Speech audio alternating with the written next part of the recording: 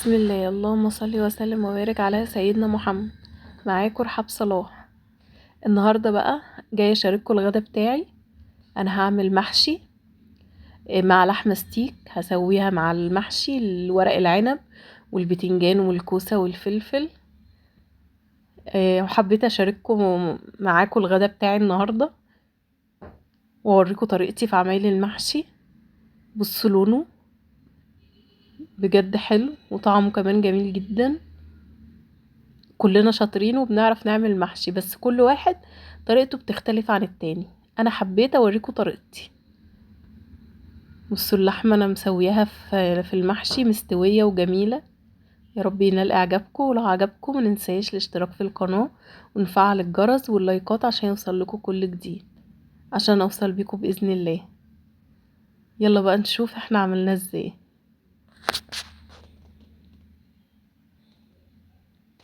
اول حاجه هنا هيبقى معايا حله، هنزل بيها بزيت وسمنه، زيت على سمنه بالمنظر ده كده زي ما احنا شايفين. وهكون فرمة بصلاية، بصلتين كبار وقرنين فلفل اخضر. انا بحب احط فلفل اخضر مع البصل. انا ما بحمرش البصلاية ولا بصفرها، انا بخليها تدبل معايا بس. بصوا هي كده دبلت معايا. هنزل بكيسين صلصة. الصلصة دي انا كنت مفرزاها معاكم، انا مسبكاها يعني مجرد بس انها هتفك لانها مجمدة. وكده يبقى خلاص خلص معايا المحشي. حطيت حتة هريسة، مكعبين مرقة دجاج، والملح، طبعا الملح حسب الرغبة. بس كده وغطي عليهم وسيبهم لحد ما تفك خالص وتتسبك معايا اكتر. بس هي كده اتسبكت، هي ما خدتش معايا وقت. احلى حاجة لما تكوني عاملة الطماطم في الفريزر ما بتاخدش معاكي وقت خالص، تكوني مسبكاها. يعني انا بحب اسبكها واشيلها في الفريزر جاهزة كده للمحشي. محشي بقى اي حاجة طبيخ هتبقى معاكي جاهزة. هنا بقى في الكبة فرمت بصلاية، طماطمتين كبار او 3، ملح وفلفل بقى، توابل المحشي بتاعتي، 7 بهارات، توابل محشي، نعناع، قرفة، جنزبيل. تمام. انا بحب اضربهم في الكبة كده وانزل بيهم على الرز بتاعي، اشوحهم فيه كده. انا ركنتهم هيبردوا بس معايا وانزل بالخضر معايا. هنا بقى الجريل او طاسة هديها صدمة في نفس الوقت تاخد لون التحمير. بس انا هسيبها كده لحد ما تاخد صدمتها وتاخد لون من تحت، وهقلبها زي ما انتوا شايفين كده. انا حاطه لها حته زبده، يعني حته زبده على حبه زيت عشان الزبده بتاعتي ما تتحرقش معايا قوي. هنزل بقى كده بقيت كميه اللحمه. بصوا لونها حلو قوي، يعني اتحمرت كده وبقى لونها جميل. وطبعا كلنا عارفين ان اللحمه دي ما بتغيبش في السوا. انا المحشي بتاعي يعني خليت الرز يبرد شويه وحطيت عليه الخضره اللي هي كزبره شبت بقدونس، 3 ربط كبار كده، وغسلتهم وصفيتهم كويس وحطيتهم اخر حاجه على الرز اهو بالمنظر ده احمر ازاي وجميل. انا بحب اشوح الرز، يعني الرزايه تشرب من الطماطم، مش بسويه، بحب اشوحه بس كده على النار شويه. واخر حاجه بحطها الخضره عشان تشوف زي ما انتوا شايفينه كده الخضره خضره ازاي والرز بتاعي احمر. انا الصينيه بتاعتي طلعت صغيره، جبت صينيه جدارها عالي.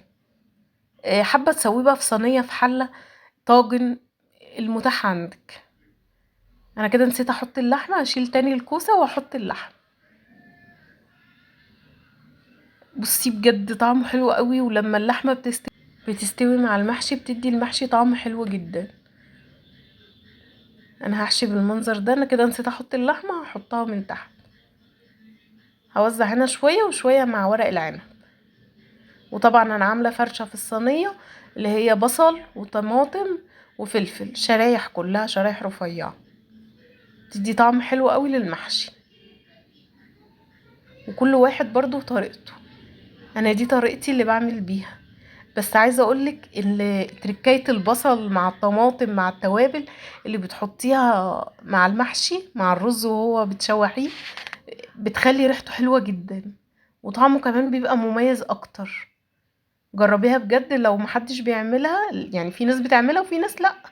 جربيها بجد هيفرق في الطعم كتير. بس انا هحشي كده بقى البتنجان والفلفل في قلب الصينيه او حله المتاح عندك برضو. انا حبيت يعني عشان اعرف اقلبها زي الطاجن. بس كده هزود بقى الشوربه. دي كانت عندي شوربه لحمه سخنتها غليتها وسقيت بيها.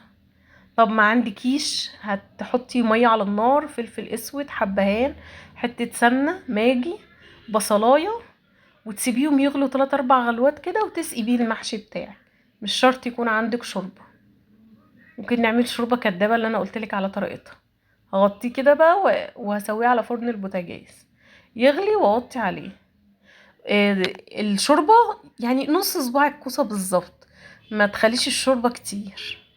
معايا برضو نفس الفرشه هحطها في الحله، طماطم وبصل وفلفل اخضر، وهحط بقيه اللحمه. دي الزبده اللي كانت وانا مشوحاها حطيتها في الحله. وهبدا احشي ورق العنب. هنحشي على الحته اللي هي الخشنه، الورقه الخشنه، والناعمه هي اللي بره. بالمنظر ده كده سهل جدا وبسيط. كلنا بنعرف نعمل محشي، بس كل واحد وليه طريقه. هحشي كده بالمنظر ده. الخشنه لما بتبقى تحت والناعمه اللي هي فوق بتبقى احلى.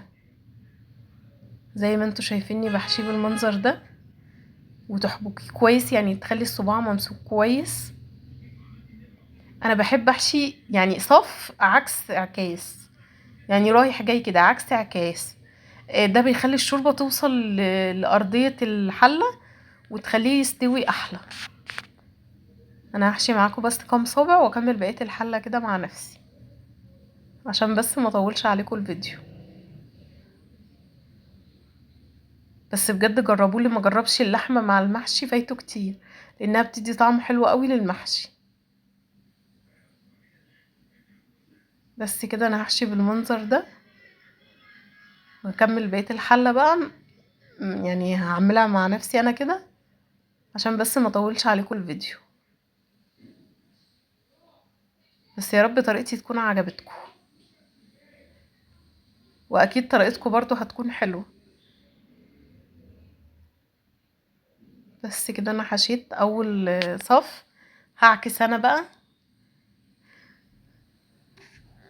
يعني انا بحب اعكس.